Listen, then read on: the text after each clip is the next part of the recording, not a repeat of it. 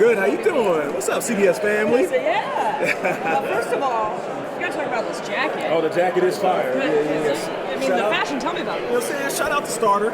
You know, I get the exclusive drip. You know what I'm saying? I can hook you up if you want one. Yeah. How does someone who's not Nate Burleson status get one? I mean, I know your people. You know my people. CBS family. I'll take care of you. Okay. All right. I'll hold you to that. You just tell me where to send it. Okay. I'm gonna hold you to that. I got you.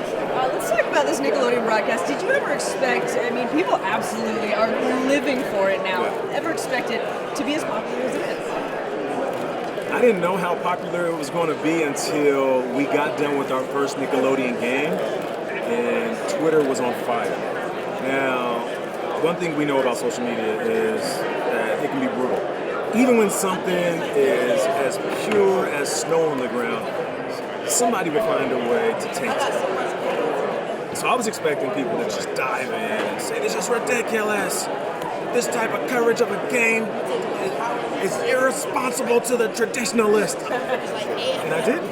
I just saw people complimenting the broadcast, complimenting the team, the talented young folks that were involved. And for me, it really put in perspective how many sets of eyes want to watch the game in different ways. There's some people that want, Jim Nance Romo, Tracy Wolfson, hardcore X's and O's.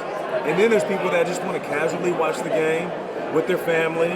The grandpops wants to kick it with his 8-year-old grandson and watch the game in a way that's digestible. And I love it. I'm glad that they called me because I'm perfect for this job because I grew up in that era. You know what I mean? I was born in 81. I grew up on Nickelodeon. I grew up on animation, and I still love it to this day. I have a 19-year-old, 17-year-old, and a 13-year-old. So every era of Nickelodeon I've seen. So when they called me, it was like, hey, we have this idea. We'd love for you to be in the booth for a Nickelodeon game. Are you familiar with Nickelodeon? I'm like, am I familiar with Nickelodeon? What? So yeah, it's great. Is it wild? I mean, the voice of Patrick Star walks on the stage, and I was like, oh my gosh. Is that weird to see him and work with them in the flesh? I fanned out a little bit. I mean, they have SpongeBob and Sandy and Patrick. It's going to be amazing because you're going to be able to see them in real time.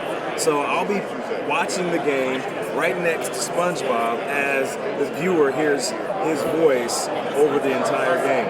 It's pretty cool what we're doing with technology, but it's hard for me not to fan out, and become a kid in the moment. But a lot of people that are working behind the scenes, they told me, it was like, live in that energy. If you want to turn into a kid with the cameras on you, do that, because that's what translates.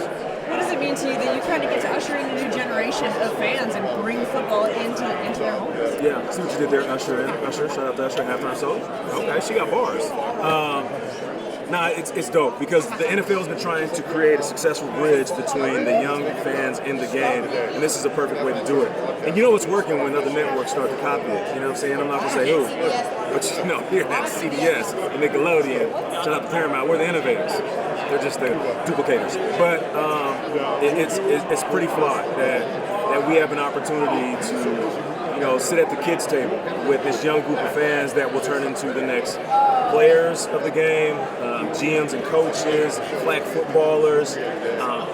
This is what we do it for. It's that fan that's 5 that continues to follow the game all the way up until they're 50. All right, say it with me. Nick, Nickelodeon.